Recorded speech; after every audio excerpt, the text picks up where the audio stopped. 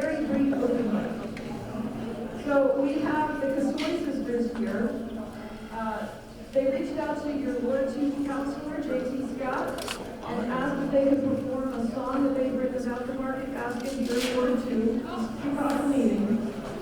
So we're going to go for it. And I'd like to introduce longtime residents Irene and Ellen, the Casoy sisters. Give them a hand.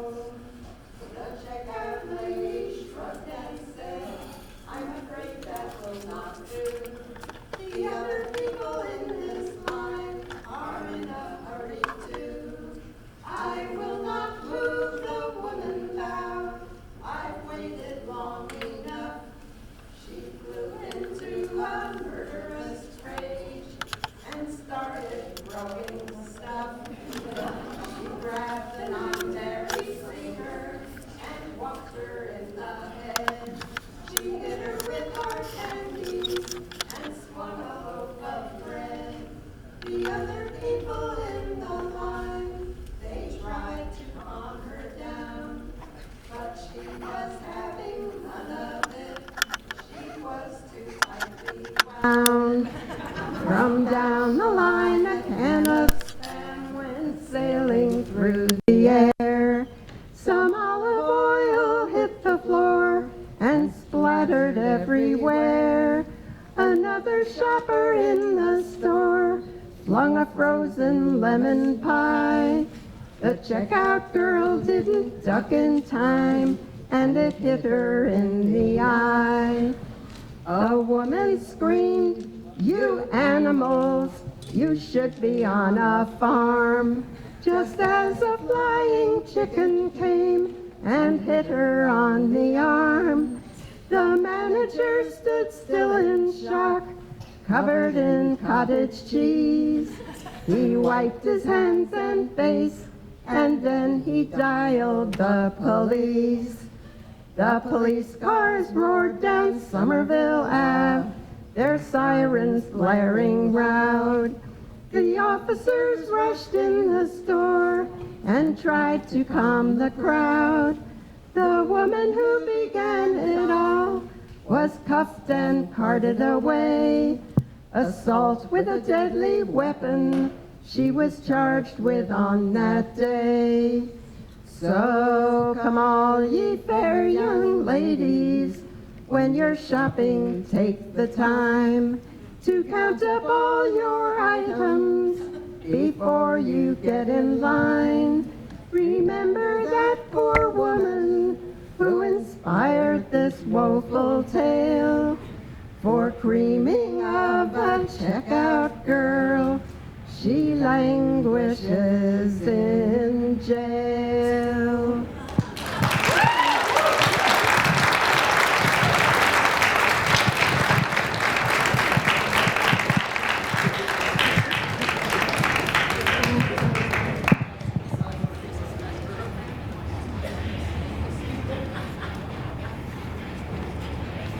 That was wonderful.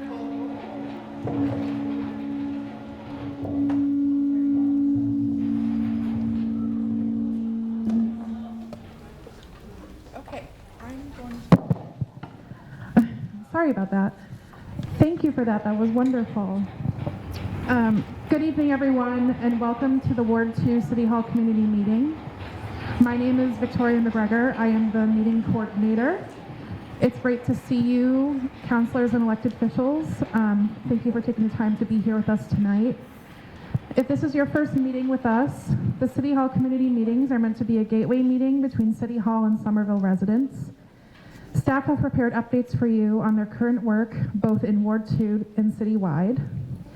After each presentation, we'll take a few initial questions. If we don't get to your question initially, please hold on to it, as we have dedicated additional time for Q&A following all presentations.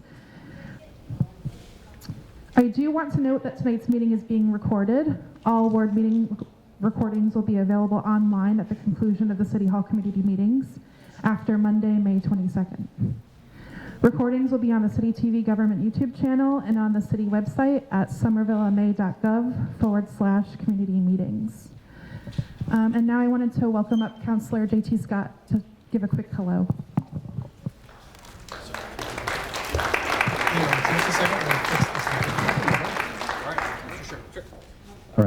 All right. Hey, thank you everybody for coming out tonight. I'm going to keep this very short, although I do want to say thank you again to the sisters. They live right over by Conway, and if you found their voices recognizable, it's because you probably heard them on the Oh Brother, Where Art Thou soundtrack a few years back. True story, true story. So thank you for lending your prodigious talents. It's really great to see so many people out here tonight, folks that I see as frequent flyers in my weekly office hours every Friday. It's great to see our State Rep Mike Connolly back there, and at-large Councilor Kristen Strezzo joining us tonight. Thank you both for coming as well. And you know, I know there's a lot to be thinking about in the ward. There's a lot that's on your mind, whether it's construction impacts down in Union Square or down towards Brick Bottom, whether it's planning department activities, planning board activities, whether it's just the rats that are everywhere. We've got a lot of city staff here tonight. I see our Radzar standing in the back, especially, thank you, Wave, he's your rat guy. But we've got a lot of city staff here. I'm looking forward to seeing the presentations just like you are, but what I'm most looking forward to is having all these city staff, having our mayor get the chance to hear from you. I get to hear from you every week. My office hours are 8 to 10 a.m. every Friday, and you're always welcome to come on down to my house or get online or give me a call. But this is a great opportunity, like they said, to be a gateway meeting to city staff. So please don't be shy. Who am I kidding? I know you guys. Y'all aren't going to be shy. But thank you for coming out tonight, and I look forward to seeing it with the rest of you. Thank you. Thank you, Councillor. Before we begin the presentations, I just have a few quick updates for you. The first being, if you prefer email as a way of following up or providing feedback, we do have a special email for the City Hall community meetings. It's cm@somervillema.gov. If you prefer to send a question or feedback that way, that is open to you. Earlier this year, Somerville announced its first ever participatory budgeting process, which will allocate $1 million in funds for a variety of city improvement projects. The community members ages 12 and up can now submit ideas for funding online, by the phone, or on the phone by calling 311, and in person at City Hall and all library branch locations. The deadline to submit ideas is this Saturday, May 20th. You can visit somervillema.gov/PB, and you'll find an interactive map with ideas that have already been submitted, and you can leave additional feedback. The ideas will be reviewed by a budget delegate group of volunteers and presented for Somerville residents to vote on later this fall. Residents can apply to become a budget delegate online, and the deadline is also Saturday, May 20th. Over multiple weeks, the City and Somerville Arts Council launched the next phase of the Cultural Capacity Plan that included a series of community conversations to discuss how we can help arts and culture thrive in Somerville. We encourage you to attend the citywide forum on May 23rd at the Armory Building to learn about themes that resonated across these conversations. You can learn more about this at somervilleartscouncil.org/cultural capacity.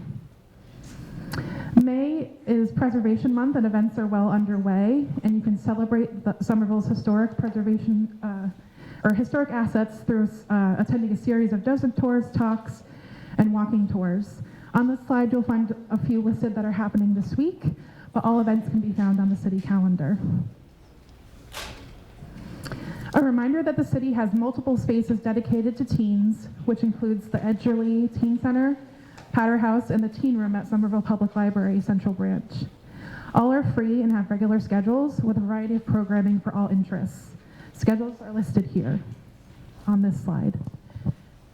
And I should remind you that there's copies of tonight's presentation on the table all the way to the right. If you haven't grabbed one yet, please feel free to do so. You could go back one. This table on the left includes several key dates for the upcoming 2023 election season, including deadlines to apply to vote by mail, tentative early voting dates, and election dates.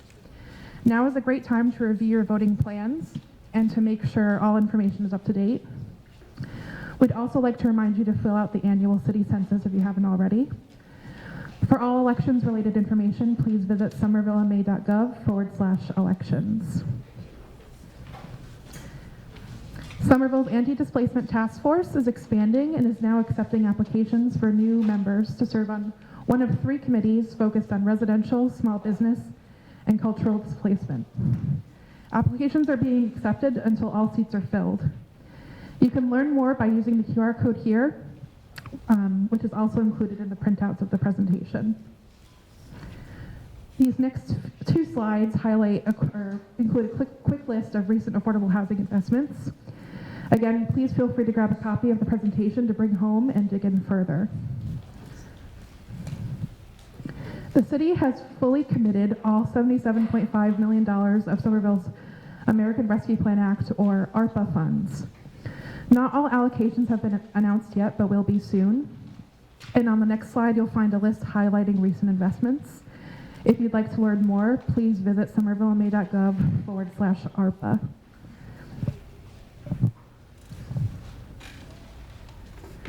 This next slide, from roadway and sidewalk improvements to sewer and storm drains, efforts to maintain, improve, and modernize our city's infrastructure are underway across the city through Somerville's Department of Infrastructure and Asset Management. On the construction page, you can also sign up for the monthly construction newsletter, which has relaunched as of last month. You can sign up to receive a monthly email update on work across the city on the construction webpage. We recently received an update from the MBTA on the opening of the community path. The MBTA contractor is actively working on the remaining construction, which includes fencing, lighting, and grading.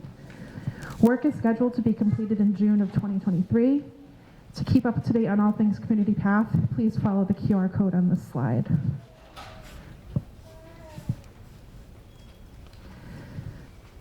You can go back one, Grace. Thank you. After more than a year of community engagement, research, and analysis, the city has released its first ever citywide bicycle network plan. This is an 88-mile network, including a mixture of protected bike facilities, off-street paths, and traffic-calmed backstreet neighbor way routes to be installed over the next 20 years. The city will continue to hold public engagement processes before installing any facilities identified in the plan and expects to reevaluate it every 5 years. Future engagement processes will be announced through the city's main communication channels, and you can learn more about the plan at somervillema.gov/bike network. With the warmer weather, there's many fun and exciting events coming up, but I did want to highlight one coming rather soon. Somerville's Memorial Day Parade is back this year for the first time since 2016. The parade will step off at noon from Davis Square and proceed west on Holland Street. The city's annual remembrance ceremony will immediately follow at the cemetery, and this is on Sunday, May 28th. You can keep up to date with all things City of Somerville by subscribing to our weekly newsletter. You can do this by using the QR code on the slide or by visiting somervillema.gov/subscribe. On this webpage, you'll find a list of other departments that have their own newsletters and mailing lists. We welcome you to subscribe to any and all that interest you. And then for those who prefer the web, the city actively posts on 3 main social media feeds: Facebook, Instagram, and Twitter. You can follow us on your platform of choice to get city updates. This concludes our quick updates portion. Again, there will be time for Q&A. Thank you all, councilors, elected officials, and constituents for attending.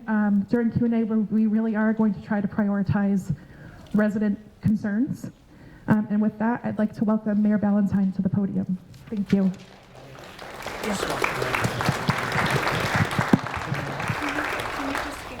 For a moment? Hang on just a second. Can I just have that one for a second? No, this one. Okay, you sure? Just for a second. Right. No, I want that on, but I JT's understand. gonna talk. I'm just gonna I understand. All right. Just a Hi, everybody. Nice to have you. The Councilor for Ward 2 would just like to add a few more comments on a notice. Just one more thing. And you know what? I don't even need a microphone. Y'all can hear me in the back, right? All right, great.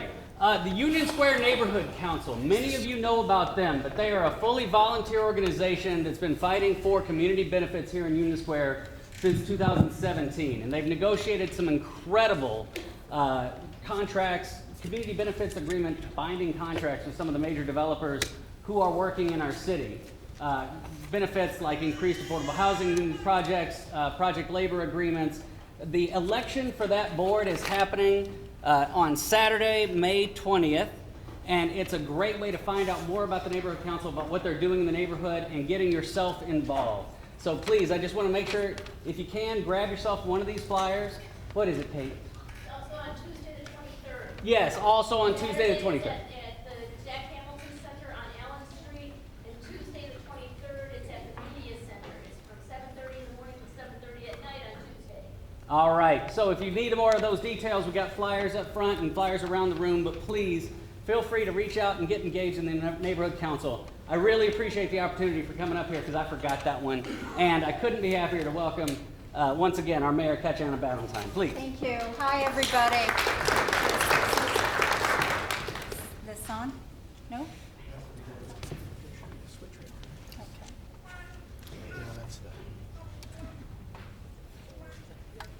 So, welcome, everybody.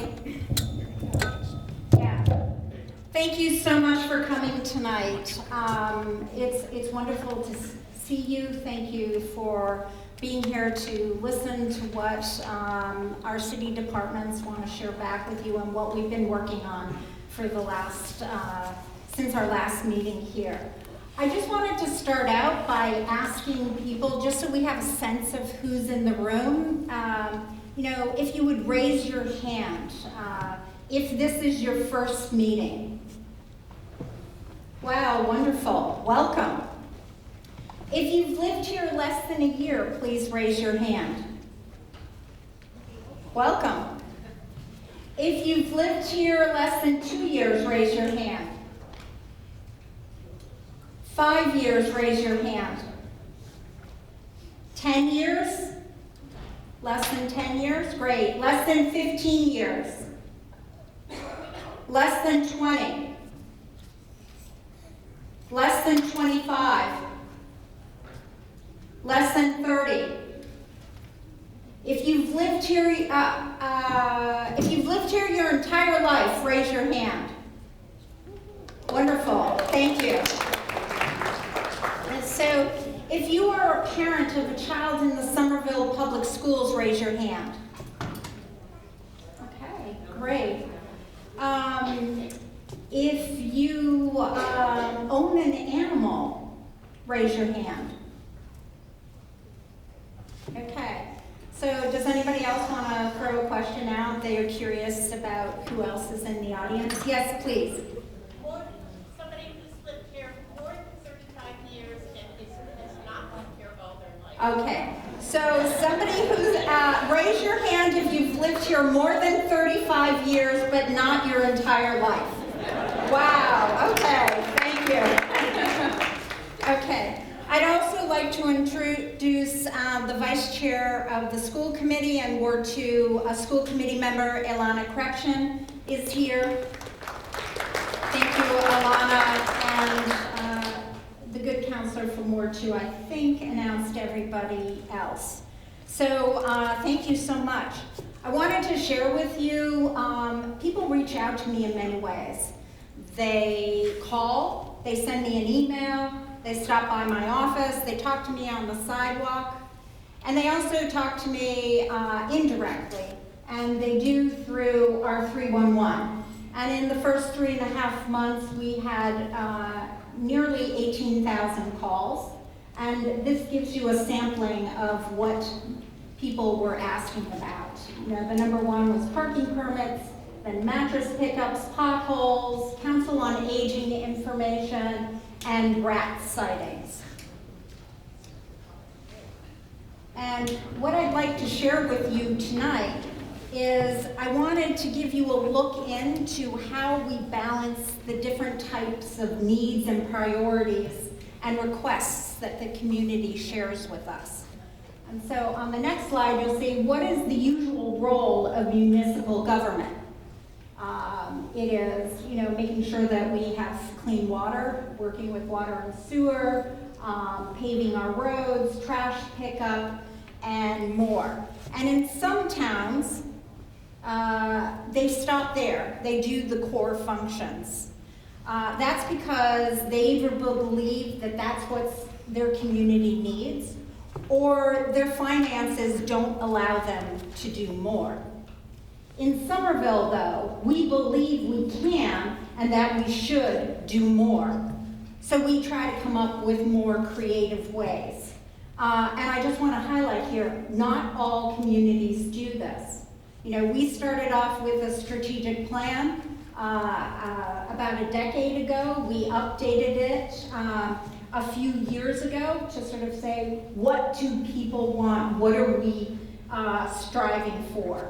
And these are some of the things that, you know, we're working on. I'd like to say that we could fill this up with so much more, but then you wouldn't be able to read some of the things. But, you know, it's investing in housing, it's climate change, it's Vision Zero, it's a pollinator action plan.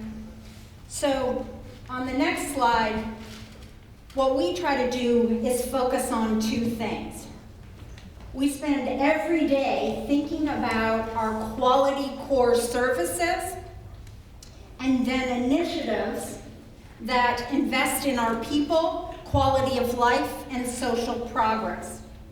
And we spend a lot of time thinking creatively so we can do more with what we have, not less. That's how we get to the depth and breadth of what the city does and how we've expanded over the years. So on this slide, you know, it's a quick snapshot. This will show you about a decade ago, we're at $185 million. Today, we're at about $308 million in an operating budget. 10 years ago, we had about 24 departments. Now we have over 60 departments. I'd like to pause because I did notice that Senator Jalen stepped in here, so I'd just like to say, Senator Pat Jalen.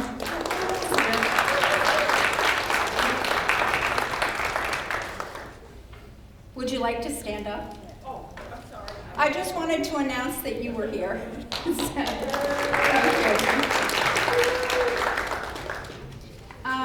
So on the next slide, I just want to say that it's not a given that how we are able to grow. Our ability to grow is not a given. We're limited by the revenue opportunities, so we can't increase our operating budget year over year more than 2.5% plus new growth. We have, over the last decade, received less state aid, and at the same time, we have ambitious planning because we're a really compassionate community. We want to go beyond the core services. And, I want to stress is that's not always done in many communities.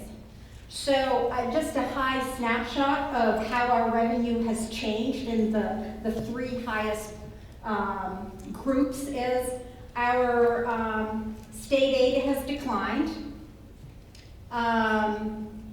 There's been a reliance on property tax revenue.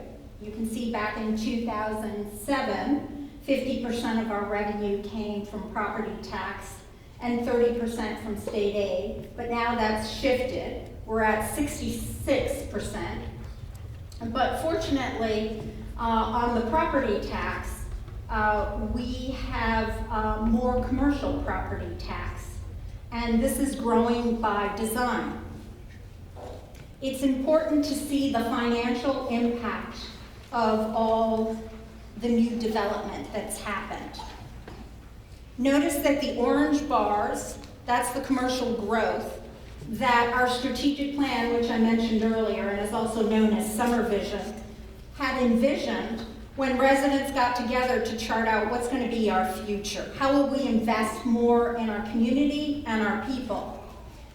That has brought in new revenue streams that has allowed us to invest without being, burdening the residents. You don't see this in every community. In fact, Somerville had the third most new growth in the Commonwealth in the last fiscal year.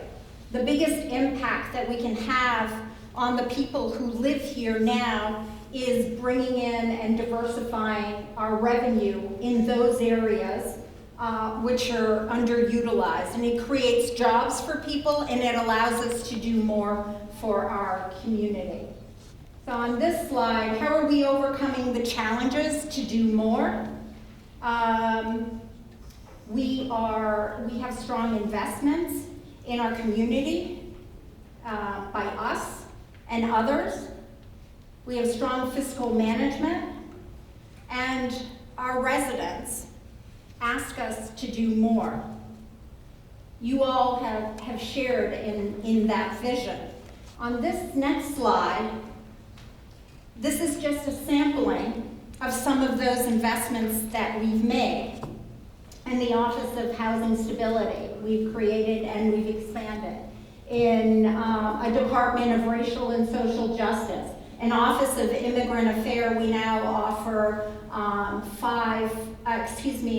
6 languages: Spanish, Portuguese, Haitian Creole, Nepali, Chinese Mandarin, Chinese Cantonese. We have a field maintenance division that was established. We have grounds division, divisions on mobility, web services, and more.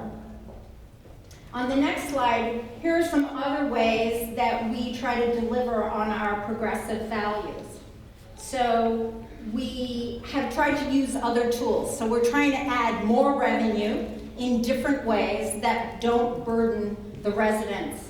And those tools are linkage and zoning requirements, our job linkage fees. So in large developments, developers are required to contribute to a fund. So in jobs, we have a jobs trust fund that helps provide training and workforce development for people who live here to try to work and have pathways to get into the companies or improve their skill sets so they can start earning more. We also have a requirement that large developers also contribute to a housing fund. That's also called a linkage fund. And that money goes into the Affordable Housing Trust Fund. And we also have a 20% set aside for all new units in housing projects with 4 or more units that they remain affordable.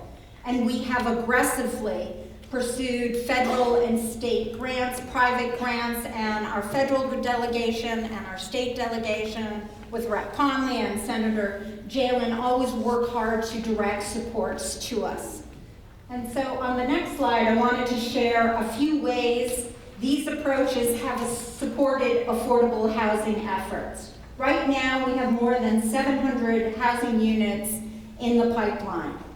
We have received this past year $6.3 million in federal grants. We're projecting, with that linkage I was telling you about, that large developments have to contribute to money, over $20 million, which is projects that are permitted right now, that will be going into the trust fund to help create more affordable housing in the next 4 to 5 years. And just in the last 8 months, we've invested in $37 million in housing investments. We've also used this novel tool. We created this novel tool called a municipal voucher program that allows stability for our most vulnerable renters. And we also, I also created an acquisition fund that allows the Affordable Housing Trust Fund to jump into the market and compete more easily to buy land or buildings that can be repurposed into affordable housing. And the next slide for our arts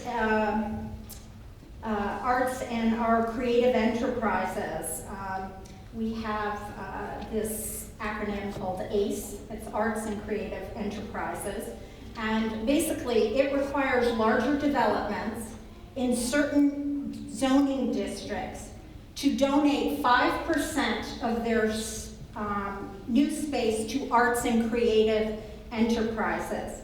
And in the next 4 to 5 years, what's permitted and being in the pipeline, that's approximately 530,000 square feet. I was just curious, does somebody have an idea of how many square feet this school is? Just to put it in perspective. Or give me another building. Anybody? Sarah? I don't know. Any other building? Is City Hall about 120?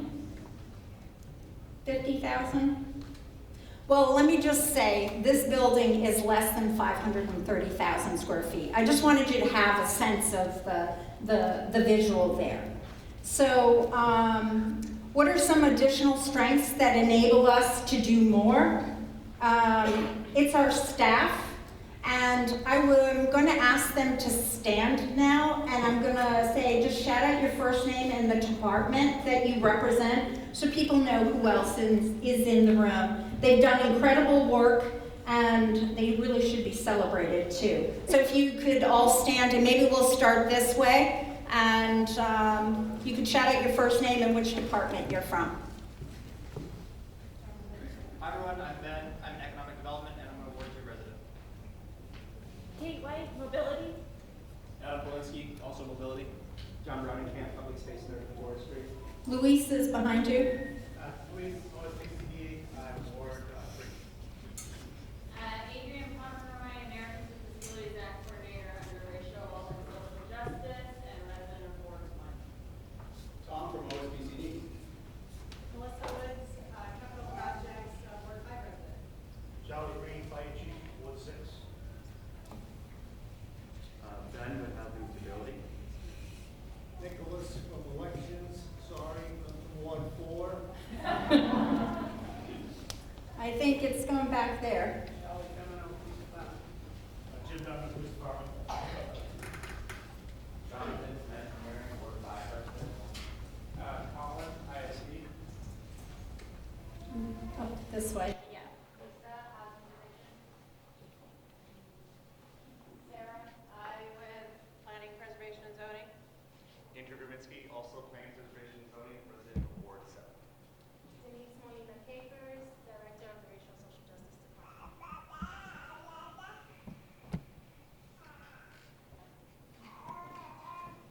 Victoria, Education Department. Oh, yep. Molly from the Council on Aging. Wonderful. Thank you. Did I miss anybody else?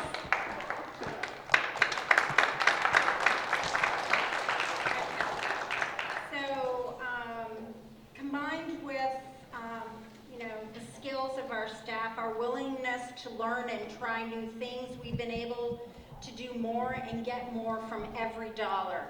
And I can't tell you, having a dedicated and talented staff is vital to us because they are listening, I am listening. I take all your feedback. We use it in policy meetings, development meetings, thinking of ways to do new programs with all the community feedback that you give us. And on this next slide is an example of creative thinking that stretches our dollars, and it is our new paving approach. So this increases the streets paved by about 50%. We are, it's known as partial paving. This means that we pave only the travel lanes and not the parking lanes. By doing this, we increase, as I said, the number of streets that we can pave. Cambridge is also using this approach. I know maybe some of you might not be happy with this method, but it helps us stretch our dollars and resources so we can do more. And we're still evaluating this approach. So, certainly feel free to give your feedback on this. We're also trying to be more efficient and cost-effective by coordinating the paving with the utility underground work. If we hold off and we know exactly what the utility plan is, then we can shift the costs onto the utilities who are required to repave after digging. So this also stretches our budgets. And since I brought up, on the next slide, I brought up roads, I just want to assure you that potholes are on our mind, and we have just wanted to give you an update. We are trying to be aggressive with this. So far, up until the third week in April, we've paved almost 1,500 potholes. Pre-pandemic, from about 2017 to 2022, on average, there were about 5,000 potholes filled every year. So we're trying to get up to that. There was a little bit of slowdown during COVID. And then on the next slide, I just want to say that the city was out front in hiring a rat czar, otherwise known as our environmental health coordinator, some years back. You may have recently seen that New York City just hired their first rat czar. I think it was in the news about 4 weeks ago now. And as Colin raised his hand, I don't know where he is, now there he is. We have launched under his guidance our first phase in Smart Box pilot last year when we spoke about it in the fall, and it's been a success. I want to give you a quick update. We've captured over 1,000 rats. Phase 2 of the program has been expanded into Union Square and Lincoln Park. And we also continue to explore new methods for rodent control that don't use, the rat poison, and how to make them available to the public that doesn't use the rat program. We're also doing a residential assistance program. This is also a very unusual approach. You don't find this in many communities. But we found that if you can help and inform private properties, the owners there, where rodents are active, it can help the whole neighborhood. So thus far this year, we've had nearly 300 inquiries into the residential assistance program. And we're looking to expand the rodent control focused positions in the coming budget. So here's another look at how we're striving to do more for core services, and that's taking on legacy infrastructure challenges. We have an aging water and sewer system under our streets, and numerous old buildings in need of significant repair. We have a network of roads that were originally built for cars, not for people on foot or on bikes who need to be kept safe. Like much of the country, our infrastructure buildings have suffered from decades of underinvestment and deferred maintenance. My administration is committed to breaking this mold of underinvestment in renovation, repair, and deferred maintenance. It's going to take a bit of time. It's going to take strong fiscal management to certainly right this ship. We are working with purpose to tackle these issues through mindful and sustained investments and planning. We're also focusing on our future. You know, we can't only look backwards, we have to look forwards. And looking forwards is the new layer of infrastructure, which is our commitment to sustainability. And we're now planning for climate resiliency and the impacts on our investment. Reducing flooding impacts through gray and green infrastructure, through bioswales, are helping to protect our homes. Those are just a few, and our businesses. So the two key takeaways and efforts to turn our approach around is strategic planning and investment, and a new approach to maintenance. On the planning side, we've undertaken the comprehensive effort in carefully charting new investments in our school, in our fire stations, below ground services, city buildings, and more. You can find that information. You need to be on the next slide, please. You can find the information on somervillema.gov/CIP. While we tackle the problems of the past, we have to plan for the future. The city is, however, taking a thoughtful and innovative look to how much needed improvement is needed right now. We know major renovations and construction projects take time, and we need city infrastructure to serve the public safely while our work is being planned and completed. So our capital projects team is currently stress testing equipment, assessing vulnerabilities, starting now with our schools. Somerville has not been doing this for the past 20 years. We started this just now, this past fiscal year. We're committed to increasing systems and monitoring replacements. So here's a sampling of the current infrastructures. You know, you have the Somerville Ave Utility Project, Spring Hill Sewer Separation, Poplar Street Pump Station, which serves nearly 2/3 of the city, which is exciting to get underway. Powderhouse Boulevard and Alewife Book Parkway intersection. We've also submitted letters of intent to the Mass Building Authority for the Brown and the Winter School and more. And here's a quick update on advancing progress for all. We've upped our climate action plan, and we've launched an update in the plan just recently. Last year's budget has had a historic 10% increase in the school budget, which was very important to me. No other municipality in the state has done this, and it's now serving our youth in multiple ways.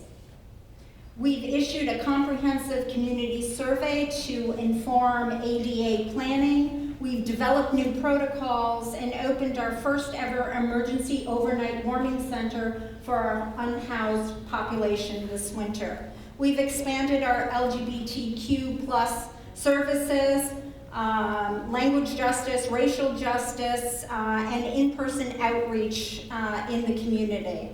And we've pushed out funds to small businesses to help them recover from the pandemic. And here are then finally, a few things that are coming up next. We're ready to open a day center for our unhoused residents. We're preparing to launch a universal basic income pilot. We're moving towards Massachusetts' first ever supervised consumption site to prevent overdoses. We're launching a new gender wage gap effort to take on wage disparities that hold low-income women and their families down. We've supported strategic planning for the Women's Commission, and we're launching strategic planning for multilingual services. So I thank you for listening, and I can take a couple of questions now. I'll be here all evening, and we'll have more Q&A at the end. Thank you.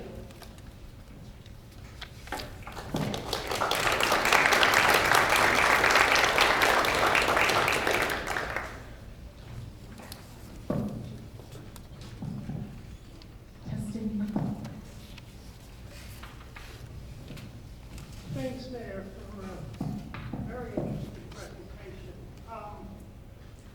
The money rolling into the city is largely the result of the strong regional economy we've had in the last 10 years, which seems to be turning down at this point. What's your projection for the next few years, and are we going to have to start thinking about else, perhaps? Thank you for the question. It's a great question. I want to say is what Somerville has done in the region that is different than what even our surrounding communities have done. We started promoting this idea of a mixed-use development concept. You can see it coming in Assembly Square. When I was a city councilor, I put in, through the zoning process, and that was supported unanimously by my colleagues, worked with maybe some of you in the audience here, but a year and a half with residents and activists, building scientists, and so forth, to require that new buildings over 50,000 feet be LEED Platinum certifiability. Boston doesn't do it, Cambridge doesn't do it. This was in 2019.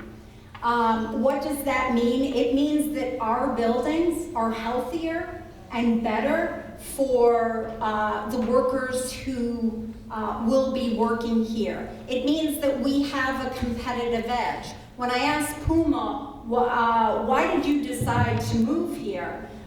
They said that they took a survey of their employees, and they said that their employees didn't want to be in the seaport. They liked all the ingredients that we've been building for and planning for over the last few years in clean buildings, walkable, bikeable, active workforce. So one, it's our responsibility that I feel, if this is our entity that's called local government, that we should be positioned in the best place that people will want to be here, and that they will help us diversify our revenue and also help us fund.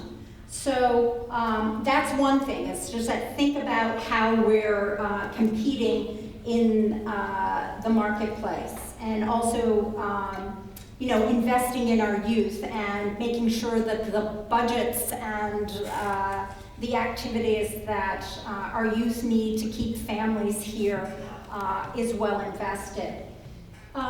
In terms of having a crystal ball, I don't have it, but what I can say is that we try to do the best practices ever, and that we make sure that we're not thinking really insular, that we hone in on the detail, but that we zoom out and we look at the region. And one thing I didn't mention is the Green Line extension. It's huge. I will say one of my first meetings on mixed-use development was in 1999, and being part of the first Green Line discussions, I think was around 2002, 2003.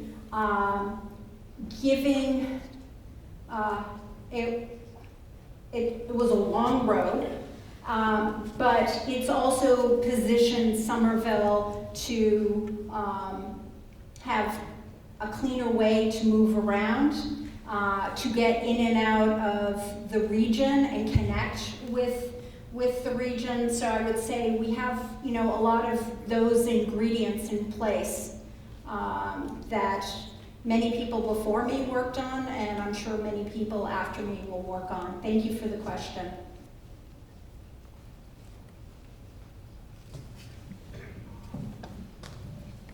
Hi, Mike Katz from 3 Emerson Street. My question is about the master plan for the square, for Union Square. We're well into what, our 6th or 7th year, I don't remember how many. We're moving along, there are some wonderful things happening, there are some things that we are beginning to see were either rosy or different than what they are coming out to be.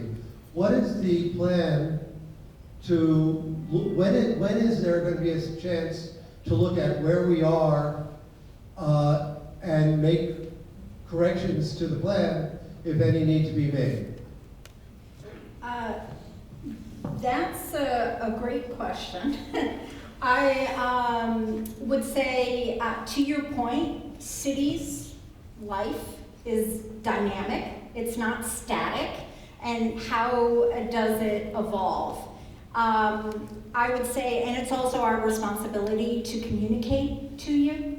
And this is, I'm fortunate to have been elected here, so I will say that we should, I don't have an exact answer for you. I will say that there are plans. I will be happy to, with our team, because we've talked about it, about the frequency of updates, or as people or developments change, that we provide the feedback and the input when it's necessary for you all to be engaged before or if there are major changes. So I just, the bottom line is I want to keep connected with you. There has been some movement, but sometimes some property owners suggest, different things. So we're listening, and if there are any changes that, in terms of a plan, we'll certainly circle back with everybody. We have one question here. Just to be respectful of everyone's time, we're going to move along with presentations, but you will have an opportunity following all presentations to ask more questions with the mayor. Hi, my name is Allison Schultz, and I'm a resident of the Brick Bottom Arts Building at 1 Fitchburg Street. And our building has a unique position of being the one residential building that's actually in smack dab in the middle of a transitional area. Brick Bottom is designated as a transitional area. We're right next to like the Union Square East, and we're right next to the high-rises that are being developed across the highway. And then on our other side, we are bordered by Interbelt. And my question really is that, the city's concern or lack of dialogue about basic the ability to live in our community while the development is happening all around us. I mean, just things like the developer announced to us that one of our streets is going to become a protected bike lane, eliminating all parking lots, right in front of our building, which is used not only by residents but also by our small business owners, by the Brick Bottom Gallery, and that we would actually have felt that this would have been something that the city would have actually had dialogue with us rather than the developer telling us what they had actually planned to do with the city. In the same way, the pump station, which is just starting, it promised us mitigation for dust control, and yet they have been moving earth around without any dust control. The pump station also is lacking a sidewalk, which has been ongoing for 40 years, that we basically walk in the middle of the street on Poplar Street. And the promised sidewalk is dependent on a developer. And I guess my question is, how does the city respond to neighbors, or respond to emails? Well, they're not responding to our emails. But also, how does the city actually foster an enjoyment of life in this quite dynamic, destructive situation? So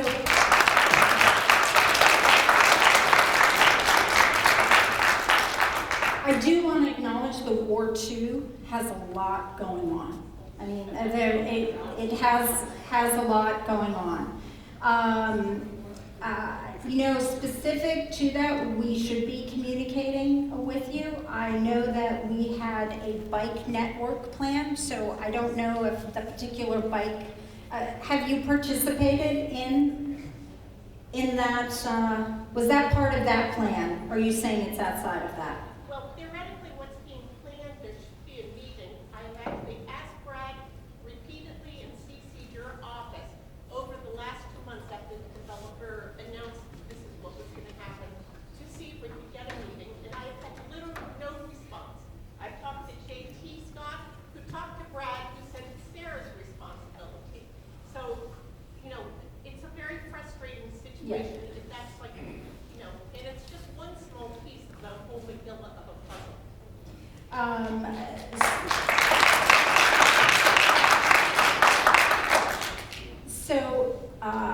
We should be communicating. There should be, so you know what's going on and how you're going to be impacted. I'm not sure if any of the staff can add something to that right now. Sarah?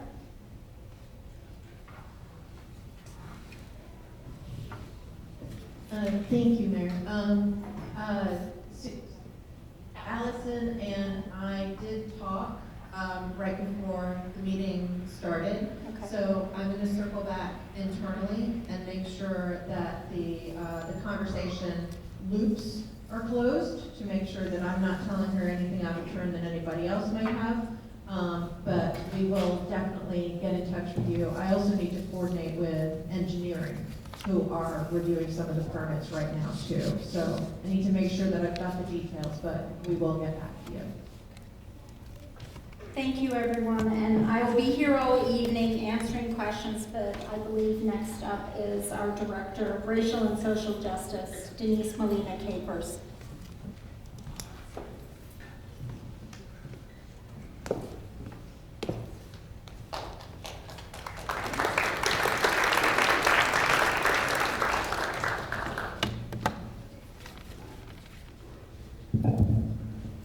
Good evening, everyone. Buenas noches.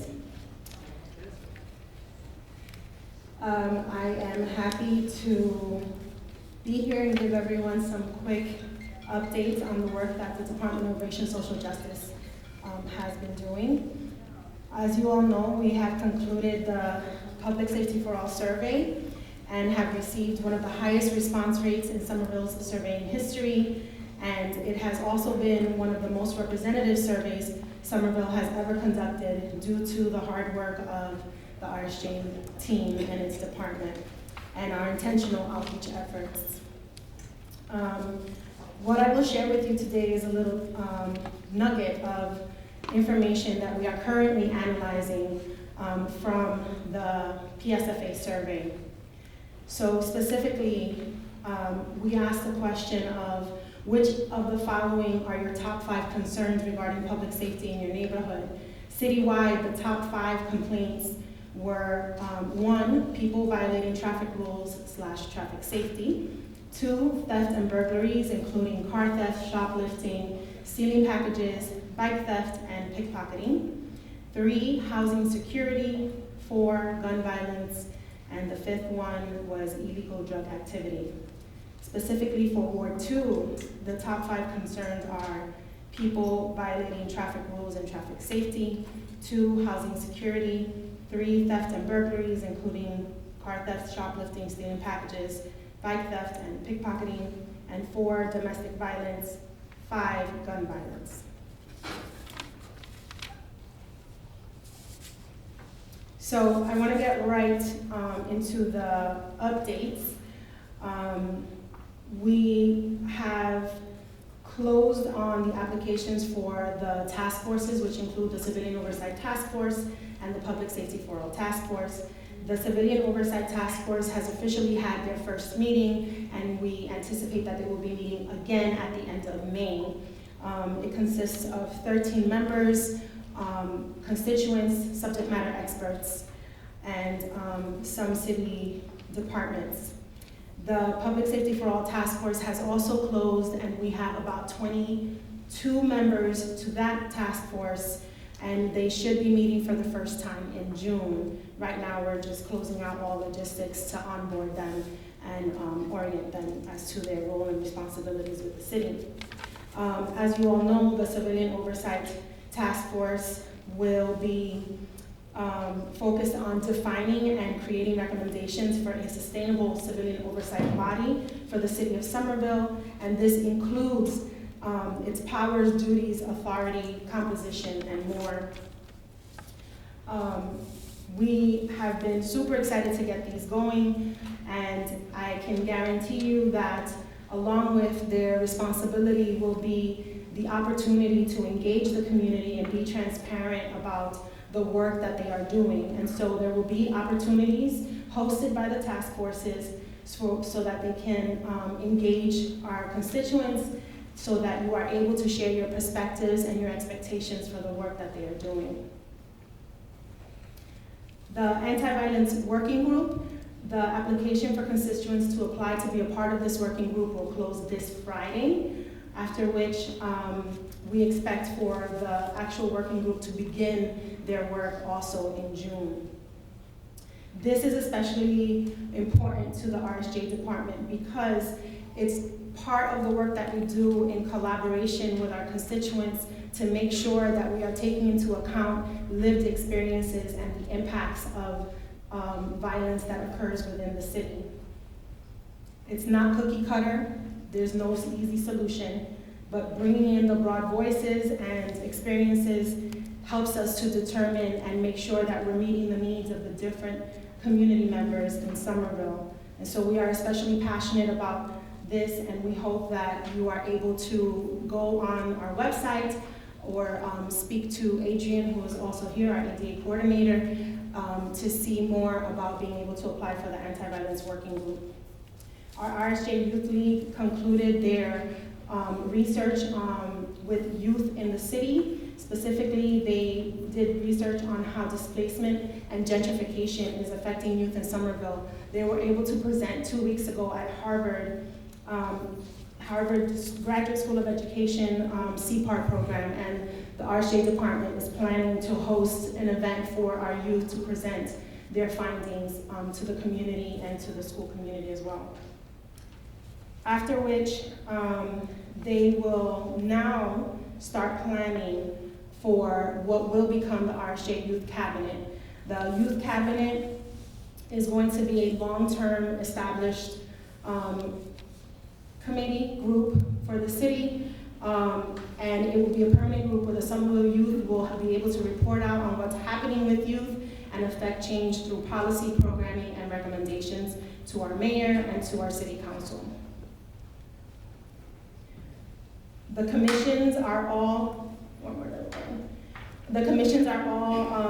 recruiting at the moment. The Human Rights Commission, the Somerville Commission for Women, and the Somerville Commission for Persons with Disabilities. All seats are open until filled, and I will leave it there if there are any questions. Thank you.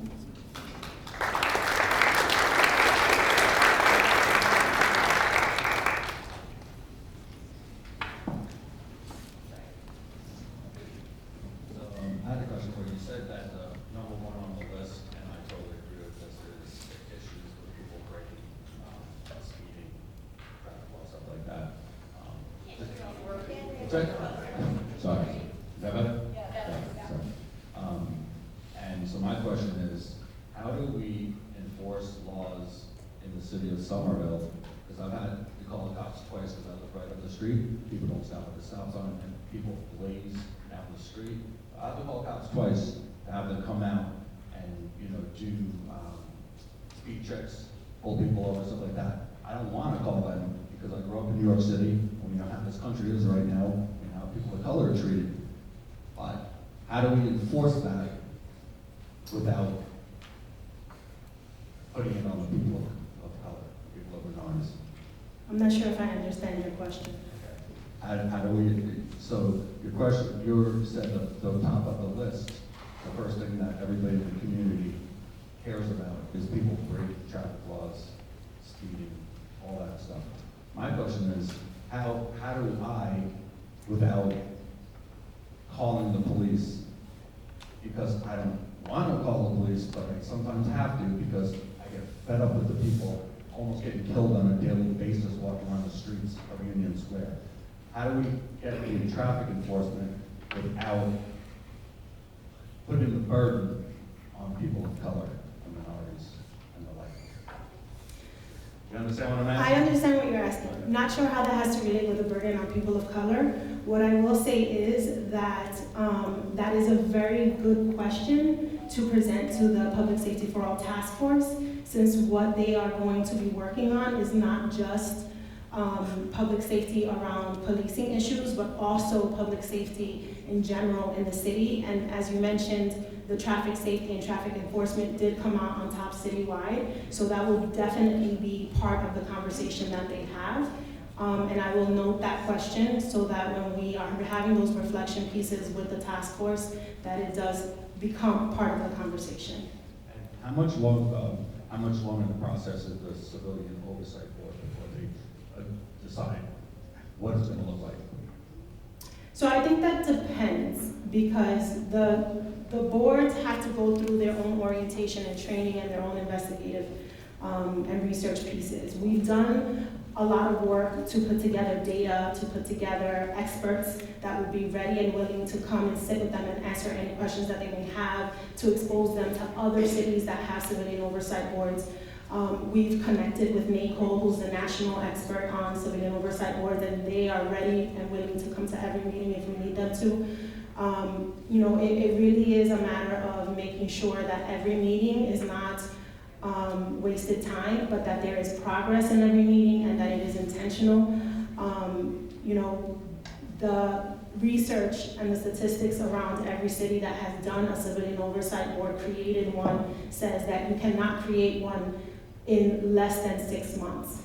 So we're looking at really getting our civilian oversight task force to work hard for the next 6 months. And that is why we've created subcommittees, so that we are not depending on having the full civilian oversight task force to get together every single time, but that we have subcommittees that are focused on moving things along as we wait for that one meeting with the full task force. So we have been super intentional to make sure that no time is wasted and that everyone is committed to working even outside of meetings to get things done and have it prepared for the full meeting. Great, thank you very much. You're welcome. Final question here, Denise. Hello, Daniel Wong. Given the current public understanding of the police's role in racial wealth inequality, what are we using to measure our progress on social and racial justice? Are we, so that we can think about how these commissions are being effective, or the new police station on Washington Street? How do we know which of these things will actually be improving racial and social justice? What numbers are we using? So when we're measuring racial and social justice, it's not just about numbers. It's qualitative and quantitative, which means that it has a lot to do with surveying, it has a lot to do with transparency and having meetings with the public. It has a lot to do with similar things that we're doing as far as creating groups like the RSJ Community Ambassadors that are actual constituents who live in Somerville, who have no bias except for the well-being of their community members. It's canvassing, it's making sure that we are putting our ear to the ground, our boots to the ground, and really figuring out what do those metrics look like. It's not just about numbers, because as you know, the majority of our vulnerable population does not always take a survey. So you can't base metrics, accountability, and success on surveys alone. And so we are being super intentional, just like we were about the outreach, to make sure that our accountability measures for ourselves and our measurements of what is it that our constituents in Somerville are living, what are they expecting, what are their needs, because as you know, equity doesn't always mean equality, and vice versa. So we have to be attentive specifically to our constituents, their specific needs, and that goes for different demographics as well as different wards. We break it down in so many different ways so that we can make sure that we're accounting for what we need to at the end of the day when we're reporting out and saying this was successful or this was not successful. We need your help to figure out what can make it successful. Thank you.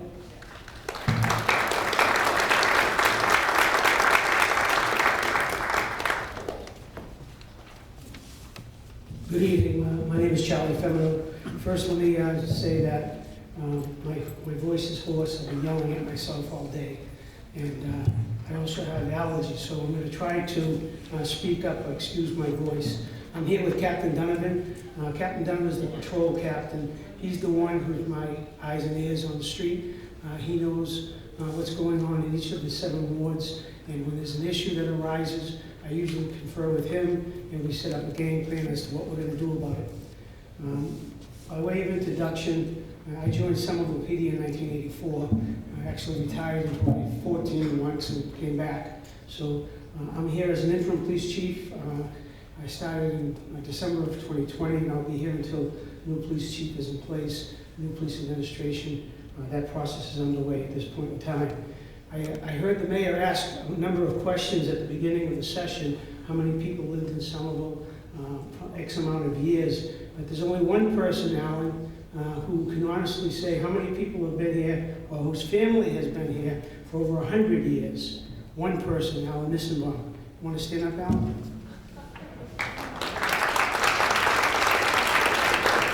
Alan, probably 4th or 5th generation, his family's had Nissan Auto Parts down on Columbia Street for about 113 years. So he's well rooted into the community. With that being said, I'm here tonight just to give you a snapshot of crime trends in the city, and then specifically for Ward 2. It's a snapshot. Again, we'll be here during this session and after the session for any specific questions that you might have with crime data. But citywide, you'll see that crime is up about 7% over 1 year and 20% over a 2-year period, which represents probably the highest crime rate, rise in crime over the past 5 years. But it's still, to keep in mind, Somerville's crime rate is still lower as reported in other communities around us. In addition to that, when you talk about stats, they can be very confusing to some people. What that really equates to, 7% over 1 year is about 79, 80 incidents. Over the 2-year period, it's about 215 incidents. So that's what it really equates to give you a better idea. Next slide. Ward 2 specific, Part 1 crime, which is your more serious crimes, your aggravated assaults, your robberies, your murders, your car thefts, and there's some property crimes involved in there also, is up 5% over 1 year and about 24% over 2 years. That increase that you see over the 1 year and the 2-year period is primarily due to the elevation in property crimes, motor vehicle thefts, thefts of parts from motor vehicle. We have a lot of cars stolen, motor vehicle parts, airbags, catalytic converters, excuse me. And that's not unique to Somerville. That's a regional crime that's happening up and down on the East Coast and in the country. So it's primarily car breaks, motor vehicle thefts, package thefts, seasonal type of a crime. You see that more towards the holidays when people are getting deliveries on their front porches. So one thing that I just wanted you to know from a perspective of what we do about these types of crime trends, we initiated some years ago, but we've kind of changed the philosophy of our Park, Walk, and Talk program. We have officers who are assigned to patrol, stop their cars for a period of time. And the purpose of that, the goal of that is to get out and engage in the community, whether it's the business owners or the people on the street, to exchange some information as to what's happening in their particular ward. And a lot of times, people that they talk to also share information and bring that information back to the department. What we do with it from there, we have a crime analysis unit, and our crime analyst takes that information. They monitor, there's a senior analyst and an assistant. They monitor that information on a daily basis and prepare bulletins for the officers to read. And those are given out on a daily basis. And the officers who are assigned to their wards are more up to date with what's happening in their respective geographical wards when they patrol, so that they can put more time in those areas to see if there's any suspicious activity. But we can only really do what we do if you do what you can do, and that is, if you see something suspicious, whether it's the daytime, afternoon, or particularly overnight, please call the station, and report it, because at that point, you know, we have a better idea of what's happening, the time frames that it's happening, whether it's a trend, so that we can concentrate putting those officers out there, data-driven, you know, where the crime is happening, when it's happening. So that's an important thing to remember. Next slide. I know that gun violence is an issue in the city, and you know, one thing that, you know, overall gun violence has decreased over the past year, but you'll see that there's been 49 confirmed shot fire incidents since 2020, over 325 rounds, and 12 individuals have been injured. One was a fatality.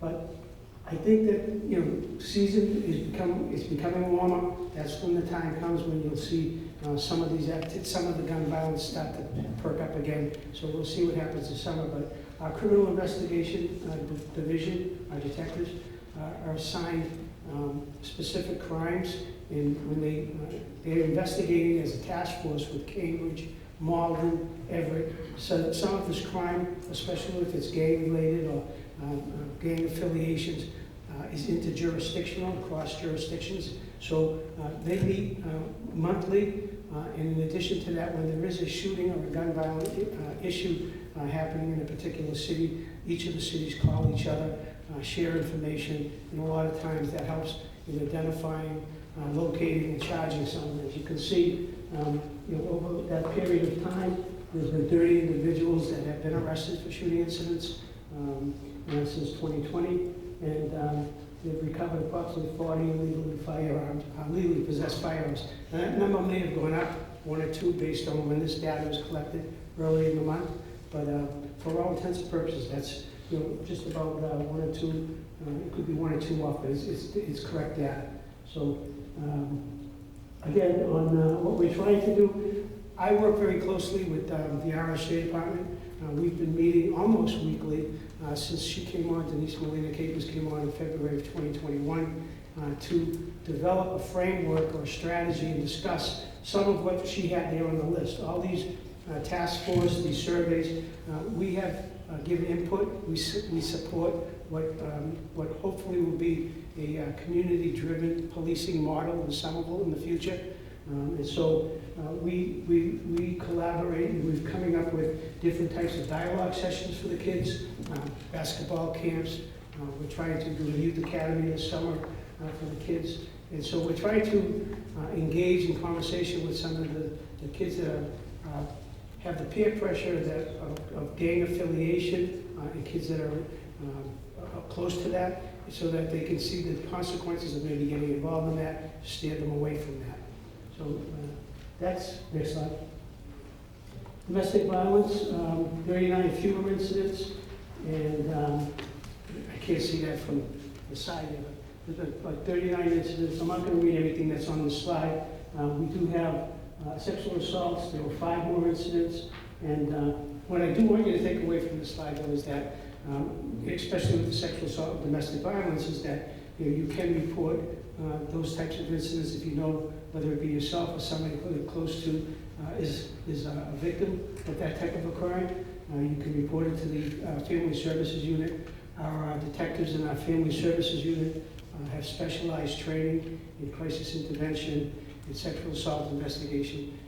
You can come to the department, you can call the department for resources. You don't have to report a crime. You don't have to get involved in pursuing a crime as a victim or a survivor of a crime. So we have handouts with that information in the back of the room, and those handouts provide members for outside resources, whether it be for mental health, sexual assault, domestic violence, in the district attorney's office. So, next slide. That's the handout I'm referring to. That, and if anybody, next slide. If anybody wants to contact the department, there's a couple of numbers and a couple of emails that you can do so. Also have an anonymous tip line. So I'll be here. I can take a few questions now. Captain Donovan's here as my second voice in case my voice gives. And we'll be here after the meeting. Hi, I'm Allison again. I don't mean to be Mike Cobb, but this has actually to do with the traffic enforcement, which in Ward 2 and in Somerville is like one of our #1 concerns.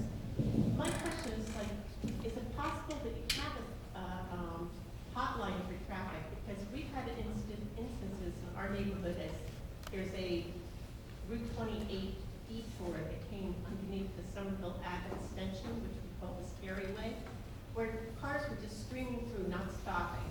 And, you know, if you call 311, they tell you to call the non-emergency number. And then you are in a telephone tree where then usually we decide that maybe the person we want to talk to is traffic, or maybe from our community officer. It's not very clear. But if you have the traffic, then you get almost a 5-minute message saying, if this is about a parking ticket, do not leave a message. You know, and that you have no idea, whether something that's happening in real time can be addressed in real time. So I just wondered if you could actually talk a little bit about what you want us to do when we need traffic enforced. Thanks.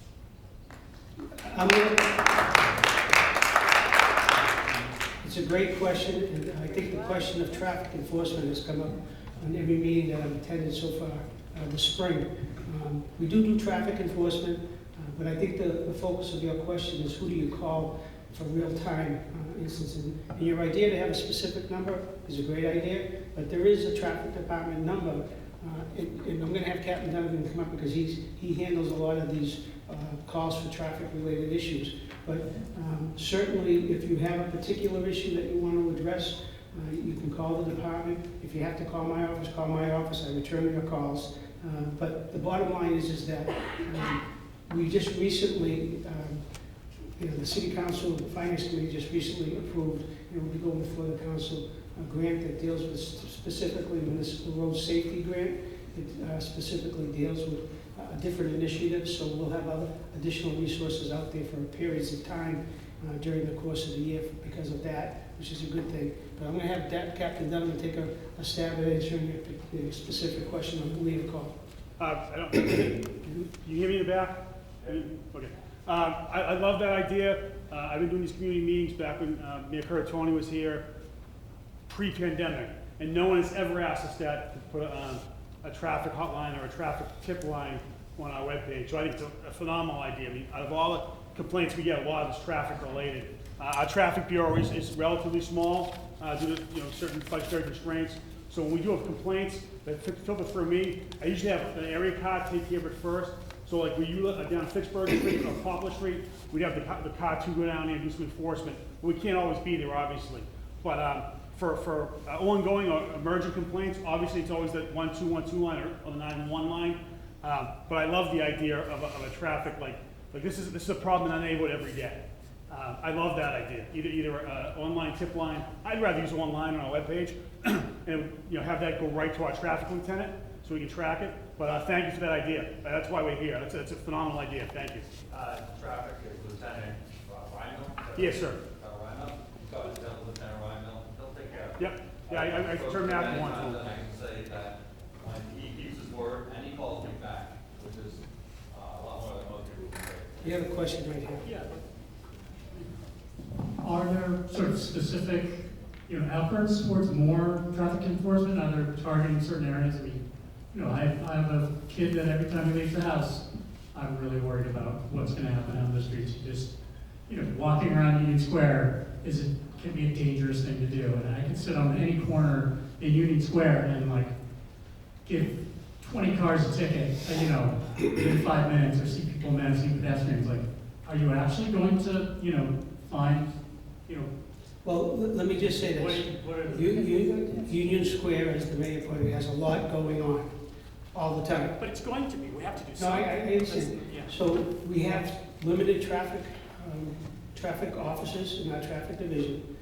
Obviously, we try to prioritize, but the way we divert some of these officers is by the complaints that come in, whether it be speeding complaints or traffic, pedestrian, cyclist complaints. And so if we do get complaints, and I will tell you that City Council is very in tune to what's going on in Ward 2. I've had many conversations with him, and we try to follow up as much as we can. And I think he'll attest that I do get back to him. If there's a particular complaint, we'll divert traffic officers to that area for a specific amount of time to make observations. But I want everybody to know here that traffic enforcement is not meant to be punitive. It's supposed to be an education tool. And so, you know, we balance punitive measures versus education measures. And that grant that I was referring to does allow us for extra officers to patrol different areas where those complaints are. Like, for instance, impaired driving. I don't think I've ever been more surprised than I see bicyclists texting while they're biking or trying to text or using their phone. No, but I'm just saying, you know, it's not just the cars. It's not just the cars. It's bicyclists and so there's a lot that goes on in their interaction. But I get your point. If there is a specific area that you'd like us to focus on, I certainly. Union Square in general, because I have to yell at people whether I'm riding my bike or walking my dog across the street or driving. It's ridiculous. Every single day I leave my house, there's at least one incident a day. Somebody's parked in a bus lane. They literally do not stop at the light in Union Square. Coming into Union Square, it's a red light. These people don't even act like it's there. The stop sign at the top of my street, I've had to call Lieutenant Rhino twice to have people come up there. They don't even stop at the side. It's not even, so that when you say it's educational, the only thing that's going to make it better is punitive. You hit them in the pocketbook, then they're going to stop. When you're not giving somebody a ticket for going the wrong way off our street, it's like, come on now. It's like, this person's not going to learn unless you hit them in the pocketbook. I will say this, if you've ever been, you've all been in Union Square, right? You see the pickup truck. Steve Johnson, who's in our traffic unit, writes more citations. Historically, I think he has more citations than any police officer in Somerville, and he hammers Union Square. So it's not like we ignore Union Square. By any stretch of the imagination, he's down there. But if you tell us, I'm sorry, sir, if you tell us there's a certain location, we'll go out there, we'll spend some time out there, I guarantee we will. Well, like the chief said, we can only spend so much resources. It's a large city, there's other locations as well. So we get out there. We also work with engineering, Brad Rawson. You know, initially when I started this with the police department, if they told me like engineering slows cars down, I was like, oh yeah, sure, it does. It does. The speed humps, the bump outs, it's all kind of one in enforcement. Like we're all part of it. If you'd asked me 20 years ago, oh no, enforcement's 80%. It's not. Yeah. We're about 25%, 30%. In the interest of time, we'll get an exact location after the meeting, but we'll be here after the meeting. We're going to have an opportunity for the next group to come up. Thank you. I'm not leaving, so I'll be here if we have questions.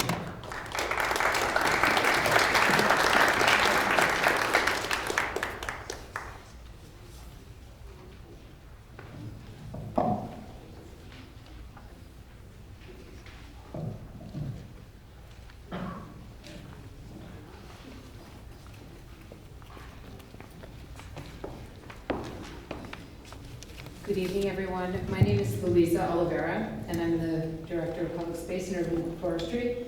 I've been here for about 11 years with the City of Somerville. This is John Browning-Cant, our newest member of our team. He's been here for about 11 weeks. 2 months, yep. Yeah, so you've got a bit of the range tonight. So we work on parks and trees, and we think these are very important because parks and trees are very much infrastructure. So we look at these as something that we invest in, and also because of climate change, something that is very important for solving some of our contemporary problems. So when we are adding to the urban forest, we're working on decreasing urban heat island, we're working on creating habitat, we're working on stormwater infiltration.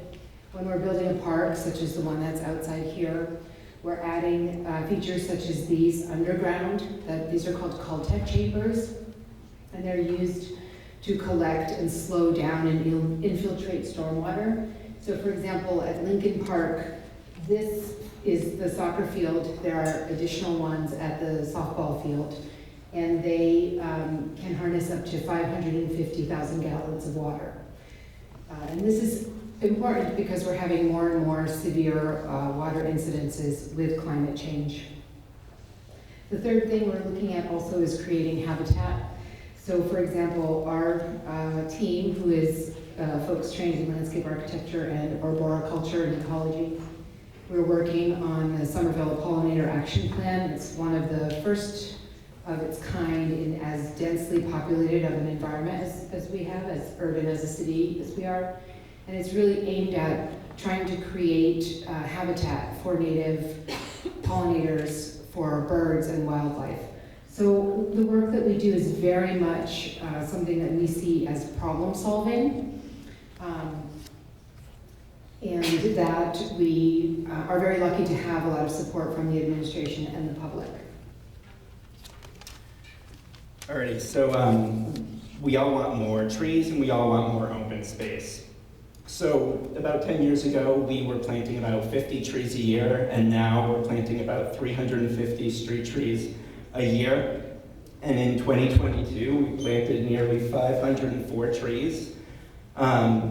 You may see around the neighborhood these green bags going over trees and around the 2 stakes. These are called gator bags, and they're to help provide some water during the drier months. And if you ever see one that's completely empty, please feel free to fill it up with water. They're just going to help your street trees grow big and beautiful and provide better canopy, reduce heat island effect in the neighborhoods.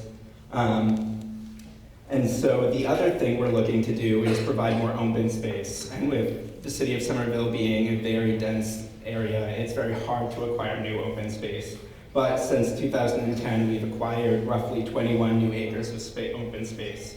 We have 15 acres of parks, and we have nearly 2 acres from new acquisition, like parks like 217 Somerville Ave, which is coming shortly.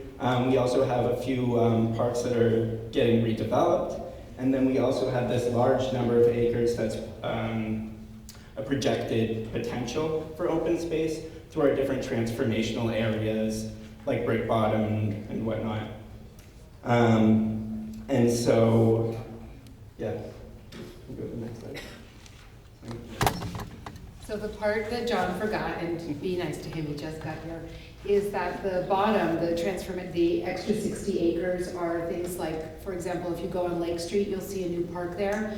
Our zoning requires developers to add a certain percentage of open space. So our zoning also requires them to go through our division when they're going to build the open space. So we've been working very hard to make sure that they're creating quality open space that reads as public space, and that is what is adding up to get to that 60 acres. So Lake Street and the open spaces on Boynton Yards in this ward are all examples of that. It's called the privately owned public space. Sometimes it's not privately owned, sometimes it's built and given to us. We have some examples of that. So that's how we're hoping to get to these 60 acres, which is really important as an opportunity to get more land since we are so densely populated. So now we're going to talk a little bit about some of the projects in Ward 2. All right, so the first one is 217 Somerville Ave. There's no more slides? Oh, bummer. Okay, well we can. Well, it's in your slide packet. There's a photograph of 217 Somerville Ave.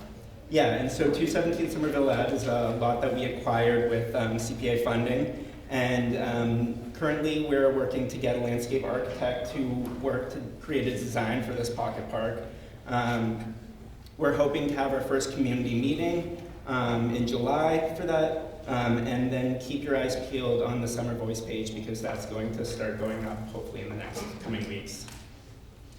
So 2 other projects that again, they're in your slide packet. The Union Square Plaza and Streetscape project. You may know that for the last 2 years, one of our folks, Courtney Kirk, has been partnering with some folks in mobility, talking to different residents in Union Square and having a very comprehensive engagement and outreach program to try to reach all residents, not just the folks who feel comfortable coming to public meetings, because after all, it is a very homogeneous group that does that. And looking at what are the different options for the plaza in Union Square, for the open space in Union Square, and for the streetscapes in Union Square, looking at creating vital open space, but also the mobility. That plan, as I said, has been in the works for about 2.5 years, and we will shortly, within the next 2 months, be putting that out to the public. It is a 25% design, so that means that it still has a lot more work to go till we have a final design, and it is an enormous area, so we'll be broken up into phases. And then the last one that's on your trustee handout is the art farm, which is in Ward 2. And art farm, as many people know, has been on the table and a topic of conversation for many years. Right now there's a pump station that's being built there, and that's a critical piece of infrastructure that's going underneath the park, again, to be able to retain stormwater and, in this case, the stormwater drains, and to link them to other infrastructure. So all a very important way of storing stormwater. Once that has been completed, there will be a park built on top of it called the Art Farm. And the only other thing is Conway Park's final public involvement plan is going to be occurring on May 25th at 6:30, and that will be held on Zoom. You can find more information about that by going to the Conway Park's PIP, Public Involvement Plan website, and you can find the Zoom link and any information that you need there. So most of our projects are on either the city's website and with a link to Summer Voice. So please feel free to find project information there and to give us a call if you have any questions. I think we take a couple of questions now, is that right? Trees and parks? Two questions. One, who oversees the maintenance of the sort of green spaces plantings on Somerville Avenue coming towards the Brick House from Union Square? Because that's when they were planted, they just became kind of overrun with no real strategy there. And the other one is that when the Green Line came through, there was a serious sort of change in the landscape right around the tracks, and presumably trees and planting grass are removed for that. Is there a strategy to replace that and make it more of a green structure? So you got two questions in there. I see what you did. So the first question, on Somerville Avenue, those medians, for lack of a better word, they're not really medians, they're kind of the side swales. Right-of-way bioswales. Right-of-way bioswales. Those are a type of green infrastructure, and if you'll notice that they have a hole in the curb so that the water can go in and get flushed in. And they are all planted with native plants, and those, because they were built fairly recently, they have been under contract with the original installer of them, the contract that worked on this project. It's called Saucy, but it's the Somerville Ave reconstruction project. And they will move then into being maintained by the city. So it is, those are kind of difficult spaces for things to grow in because you always have that first flush of road water, which normally has contaminants. And we have had folks tell us that some folks don't like the way that they look, and then some people very much like the way that they look. But that is green infrastructure that's flushing the water, and we will be taking over its maintenance within the next year or so. And then the second question about the Green Line, all those trees that were removed. So many folks have been very upset about the cutting that was required to make the tracks. And for the most part, they weren't necessarily trees that were advantageous in the sense that there was a lot of the kind of vegetation you see when there's a disturbance, so invasive, tree of heaven. But they did create a green space that provided eco-services benefits. That land along the tracks belongs to the MBTA, so we have to work with them, which isn't that easy, to try to come up with a plan for revegetating. And the additional factor to that is because there's tracks, there's a certain setback in which they will not allow us to plant trees. So we are aware of this, and we are trying to work through them and with them, but it is an uphill battle.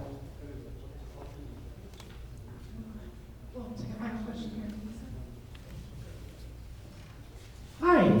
Hi. I'm curious what metrics you're using to measure success and whether those 60 acres are actually achieving climate resilience and mitigating public health disparities. For example, I think that trees at a luxury development like Boynton Yards is great, but it's going to have a different impact than trees in the center of Union Square, which has a lot more concrete and would protect a lot more people from extreme heat exposure as the climate worsens. So just curious about that generally in terms of metrics, and then if there's any efforts to replace concrete with trees and urban green space in Union Square. So your first question is something I could talk about all day. In fact, if you want to stay all night, we could talk about this. which is assuring that privately owned public spaces that are generated through development are not latte parks. In other words, you don't feel like you have to buy a $12 latte to be able to sit there. And we work with developers and really push developers to add amenities that other residents will use after 5 o'clock when their lab tenants go home. So if you have been, for example, and it's not easy because once the buildings are built, and there's a lot of different things that can happen, they always try to then save money on the landscape. So we start working with them, we start badgering them very early on in the process to make sure that they're gonna deliver a quality open space.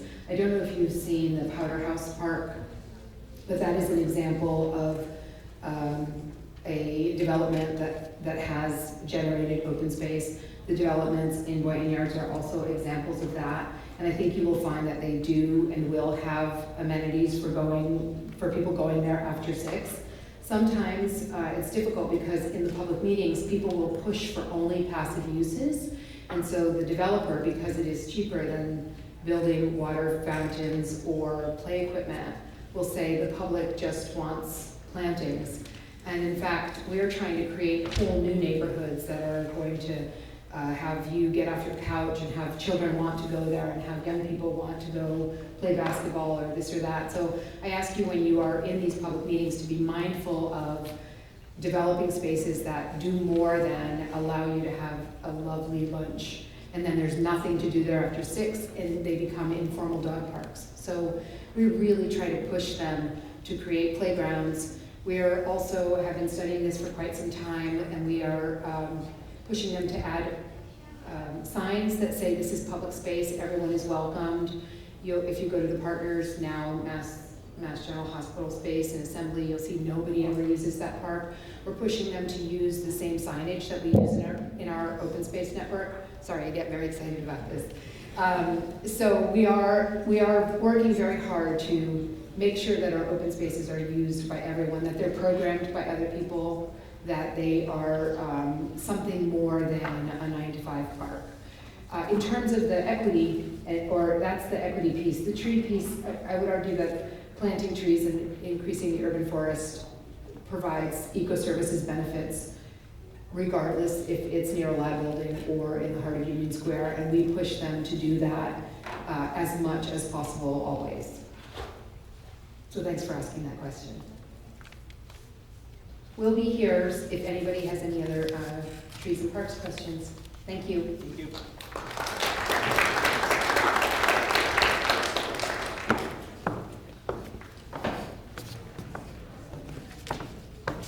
Good evening, folks. I'm Kate White. I'm the Outreach Engagement Planner for Mobility. And I'm Adam Polinski. I am a senior planner in the Mobility Division.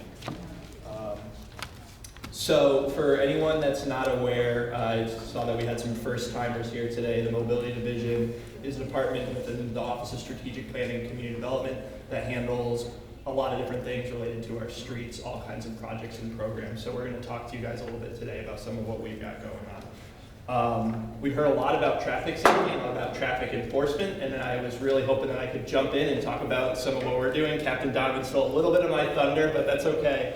One of the ways that we don't have to focus so much on enforcement and take some of the burden off of our police department is by implementing traffic calming. Like Captain Donovan was saying, things like speed humps, raised crosswalks, raised intersections, bump outs, narrowing the street. There are a lot of different ways that we can change the way our streets function and the way they feel and make it a lot more safer for everyone. And the good news is that those things are there all the time. So that's a program that we're really getting up and running. We've been wanting to do this for years, and we're finally starting to catch up to our appetite here in Somerville. This is something we've heard from you all that you wanted for a long time. Ward 2 is definitely no exception to that. And what we've been able to do is to dedicate the time, the staffing, and the resources into building that program out. So I'm excited to let you guys know about one of the tools that we started to develop to keep everyone more plugged into that process. If you go to that QR code there, we also have a link that we'll be able to provide you guys. We do have an interactive map of all the traffic calming that we are rolling out across Somerville. So we really started to get things going in 2021. 2022, it was an even better year. And then we have a lot rolled out, our plan particularly for Ward 2 throughout the next 2 years. So we are just completing a streets package process that is going to have a contractor hired that's going to be working for the city for the next 2 years. And some of the work that is traffic calming based that is going to be dedicated to Ward 2 are speed humps on streets like Dane Street, Calvin Street, Newton Street, Concord Ave, Perry Street, and Wyatt Street. Thank you. So there's a lot of traffic calming planned for the neighborhood, and that's not to mention what we have coming on Western Washington Street, which I'll talk about in a minute. But first, I'll turn it over to Kate. And so if you're really interested in staying plugged into elements like traffic calming or street redesigns, we have a monthly newsletter that we put out to anyone across the city by email. And so this is anything if you're like, oh, what's happening on Washington Street, or I'm really interested in this new city plan.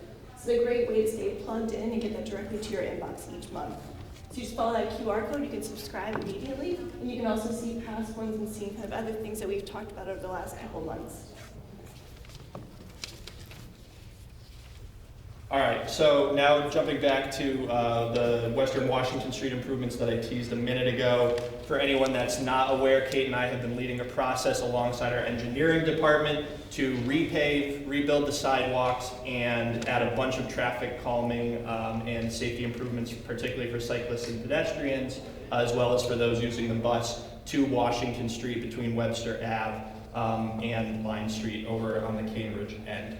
I won't go into too many of the specifics right now, but we are planning on essentially taking the pilot that we developed back in 2020 and turning that into something more permanent. What we heard from the neighborhood throughout our process was that this is good, but we want more of it, and we want you guys to make it more permanent and build upon it. And so that's what we're doing here. We're going to add a bunch of raised crosswalks. I think we have 4 across Washington Street itself, 5 along the side streets, protected bike lanes in both directions, floating bus stops to make for a safer and more comfortable experience for those waiting for the bus, and continuing to maintain the bus lane going into Union Square, just to name a few things. Not to mention a few extra trees too, so we're always thinking about how to increase Right. that canopy. How could I forget the trees? That is something we definitely heard, and we'll be working with PISA to implement. So the project is currently in the construction bid phase that is wrapping up very soon. We're anticipating that construction will begin on the sidewalks this July. So we have intentionally focused on prioritizing outside of the Argenziano school here, as well as doing that work over the summer so that it's minimally disruptive to the school population. And we don't have to deal with accommodating things like pickup and drop off, which can make it really hairy. So engineering has really prioritized wanting to get that work done over the summer. And it is going to be a long process. There's going to be a lot of sidewalk work, which is the longest element of these projects. That's probably going to take place roughly, over the course of the next year or so. And then we'll start to see some of the cool stuff that we all want, like the trees and the raised crosswalks and the bike lanes, and that'll all, as of right now, we're being told be in place by the end of next November. And so if you have any additional questions about that process, we do have a webpage that we have linked to here that goes through sort of how we got to where we are today. And since it is going to be transitioning to a construction project, we also have a construction@somervillema.gov email address that you can email our engineering team about to get the latest updates. And so our last item tonight is to talk about the city's free MBTA Pass program. The city has launched 3 different programs for free unlimited passes for folks riding the bus and taking the subway. So if you're in 7th grade through 12th grade in Somerville Public Schools, you can now get a free pass throughout the year. So you can travel to school, but also to after-school activities, to your job, to medical appointments. We also launched a parent and guardian pass. So if you have a child in Somerville Public Schools, low-income households qualify for a parent and guardian pass. And so if you haven't connected already, we encourage you to connect with your family liaisons, which are through the school-based family liaisons in your school, and they'll be able to help you get set up. We also recently launched, about 2 weeks ago, just a low-income pass. So if you're an adult residing in Somerville, you can apply to get a free, and again, this is unlimited subway and bus pass. We're partnering with CAS, which we're really excited to collaborate on. And so if you're interested, we just encourage you to go check out this URL. We're happy to answer any questions, but again, these are free passes to just make it easier for those taking transit. So with that, does anyone have any final questions this evening? I'm going to start with the folks who have a chance to ask a question. Thank you. Rich Hansen, I live on Washington Street near the intersection of Beacon and Washington. So my question is primarily around the intersection. It's a disastrous intersection, a lot of traffic problems. I raised this issue last fall at this meeting. Nothing's been done about it. The response I got from you, which was good, was it's in the plan when we do the construction. But can you give me any information about what's going to happen at that intersection? The timing is still off on the lights. The intersection by the businesses on the corner is problematic. The bus stop problematic.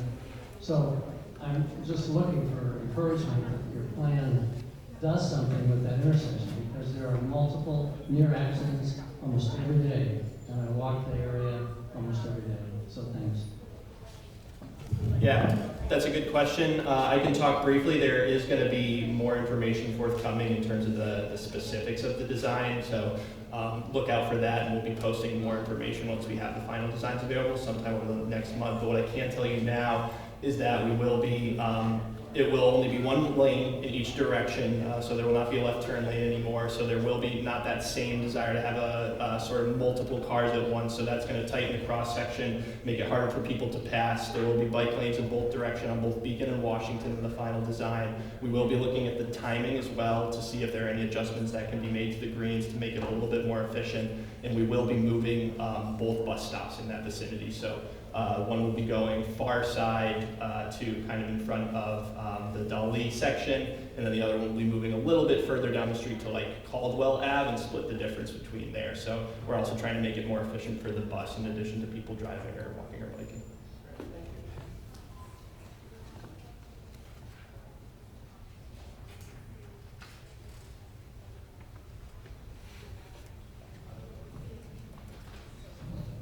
I'm Shelley Hewitt from Seven Holtz Ave, just off of Oak Street. And I'm wondering if we have a plan in the works to level out the plates of concrete that have been happily, raised by the tree roots, just to smooth them down like we do in Cambridge. That would help mobility a lot. Yeah, would you mention that street again? I'm on Holtz Avenue. We don't have a sidewalk or Okay.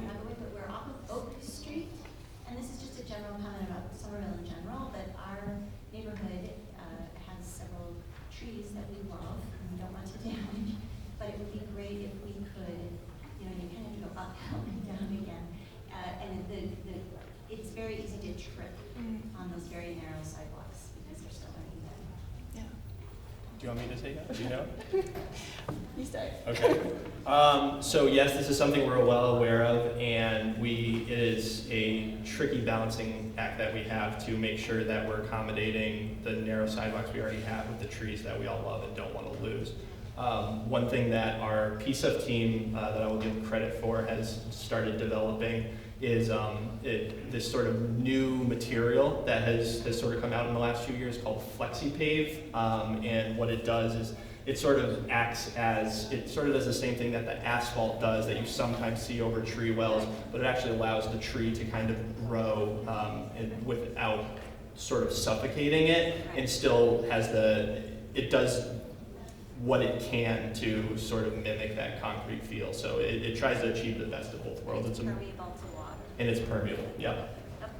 Yeah, and if I could just provide a little bit more, when we do projects like we're doing on Washington Street and we're redoing all those sidewalks, that gives us the opportunity to put in things like FlexiPave or sometimes creating a new bump out that goes around the tree. Yeah. So it's often when we're doing those full kind of reconstructions of those sidewalks that we have the opportunity to kind of really make sure all those roots are protected, but still that there's a clear path to travel. And is there a plan to just grind down the edges a little bit so that they're not Of the tree? No, not the tree. Don't touch the tree. Yeah. The concrete. Grind down the edges of the concrete where the plates come out because. So typically. In general, not even having to do with trees, just I gotcha. Okay. Well, what I can say about like our standard, like when we redo the sidewalks on these streets, is that all of that gets pulled up, and so we rebuild the panels from scratch. The panels are okay, they just need to be ground down. Like if you walk on Hampshire Street in Cambridge, you'll see that they ground them down. So she was talking about, I know not everyone heard the question, she was talking about when you have panels that have gone up, is there opportunities to ground down? It's a great question. I think that's where we really kind of rely on our engineering division to talk us through what are some of our options. Yeah. And I don't think we're as familiar if that is the option. But we're happy to take that question back to our engineering division. I do want to, before we take the next question, say that we're going to move into our general Q&A portion of the night.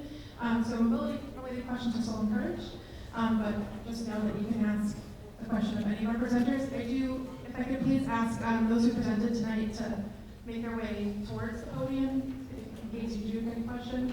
That's the answer.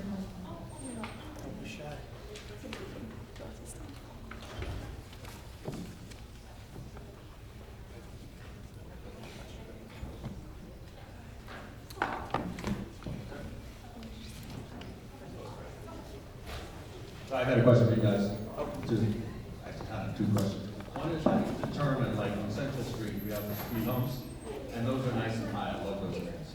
How do you determine, like you just said, you're putting them in front of my house down from Newton down to Springfield, are they gonna be that size? We have yet to determine, so we have two profiles, and one of which was rolled out last year was actually smaller than we had anticipated, so we had to have our contractor go back and rebuild them to be a little bigger. A lot of it is that done in collaboration with the fire department, so a lot of it's based on fire response routes and making sure that we can accommodate them, so the more common fire response routes generally have a slightly smaller profile. And I had somebody down at the corner of the stoplight in front of Mama Gina's, the left turn signal there, that intersection, and the intersection of Prospect and Webster. I mean, I don't know who designed that thing, but that is the worst intersection ever. The fact that there hasn't been a head-on collision, maybe there has been. I don't know, like, god awful. But I asked for a left turn signal, and the response to me was, we did a study on it, and it didn't qualify for a left turn signal. But if you stand there with the eye test, and I had them come down. I know, Matthew, I was out there with you actually. And then I didn't get a response because apparently I was too aggressive trying to get an appointment with the mayor because she wouldn't come down there, but you guys did. I thank you for that. But then I never got a follow-up. So, I mean, I understand you do these, what do you call them? Maybe I can just jump in with a question really fast. As Louisa talked about too, long-term there's the Union Square Plaza and Streetscape project, which is reimagining the entirety of the square. And so we understand that right now we kind of feel like this is a more interim condition in the hopes to really transform it and make it a public plaza and space with dramatically improved safety for transportation. But I think I understand you have a four-way for the pedestrians to go at the same time. That's great. I don't understand why they continue to cross the street when people are making a left. Like that should be disqualified and taken out. So yeah, it's called concurrent phasing. I'm happy to follow up with you after Matthew. We can talk about it more. Thank you, Advocate Kate. We have a question here for Mayor Valentine.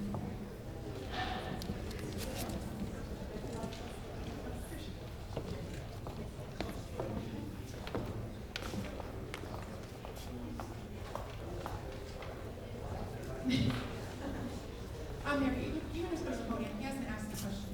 Okay.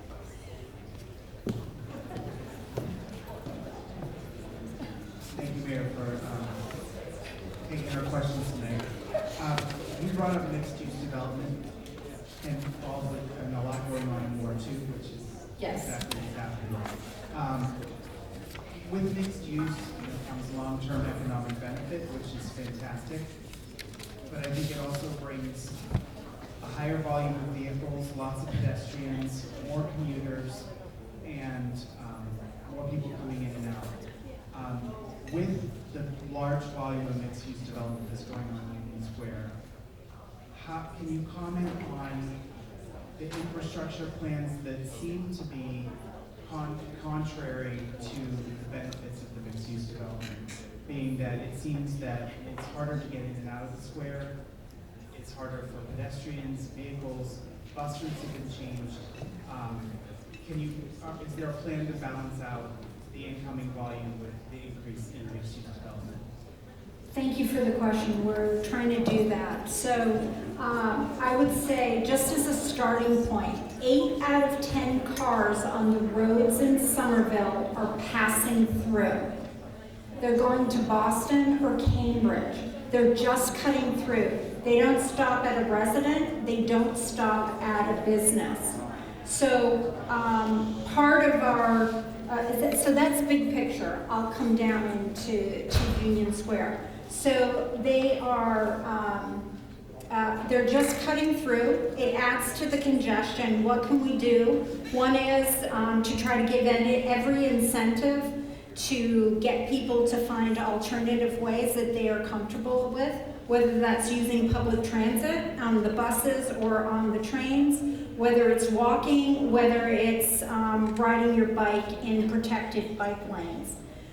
Specifically about Union Square, I would say I'm not completely fluent on all the details, but the approach is to make it as safe for pedestrians, cyclists, people who are using public transit to be able to get through the city. At the same time, we have to play a regional role in encouraging the state to expand, which I have been. I've been up on Beacon Hill a couple of times, also meeting with the new Secretary of Transportation and the GM for the MBTA to support any expansion projects and maintenance, of course, but expansion projects and programs that they're working on.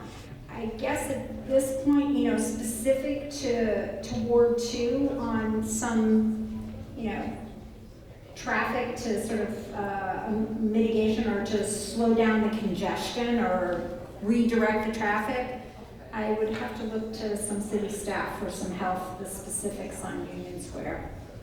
I mean, you just contradicted yourself. You said 8 out of 10 people are cutting through, but then you said you want to take them out of cars, but those people aren't coming out of cars.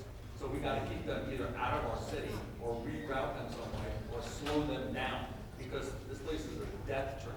Every single day we step out, we're about to be killed in Union Square. What else are we on right now? Thanks. You guys can hear me, right? Yeah.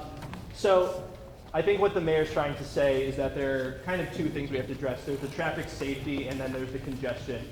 There's no way we're going to build ourselves out of this. We have to get people out of cars. That doesn't mean it has to be any one of you. And we know that driving is going to be a part of everyday lives for a lot of people, but not every trip that is made by a car today has to be made by a car. And the only way that we're going to encourage people to get out of cars is to make it safe to bike, to make it safer to walk, and to give them safe and affordable public transportation.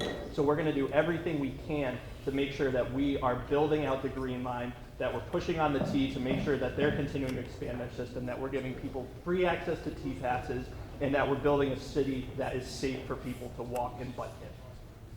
And that's the long and short of it. I'm going to take a final question. I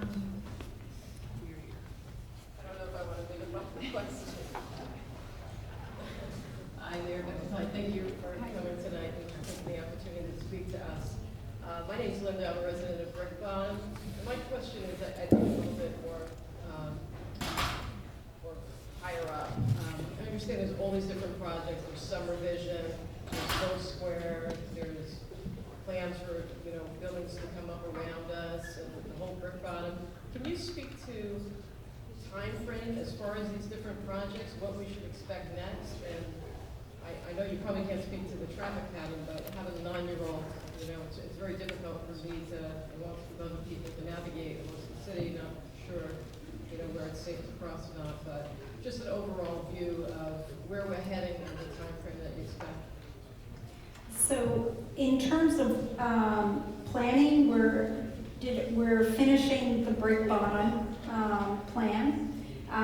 We're adding a economic sort of financial review of that too, as we are with Assembly Row. And we expect that to be done at the end of this year or the end of the summer. So we'll be able to come back to you in the fall on that. In terms of individual specific property owners, we can't necessarily anticipate when they will make their change. We can tell you what permits are in, you know, and what's in construction. But if somebody gets zoned, or if a property owner gets zoned for something, or goes through a community process, it's up to them when they decide to do it. It's like someone doing a renovation. They say, I have these long-term plans to do a renovation on my 2 or 3 family home, but then they haven't quite put the financing together and so forth. So in terms of that, I can't tell you, but I don't know how that information is shared in terms of what's in CitizenServe or what's in process. I was thinking higher as far as, you know, the grounding of McGrath, the Dort Farm, Okay. Brick Bottom, there was Milk Square.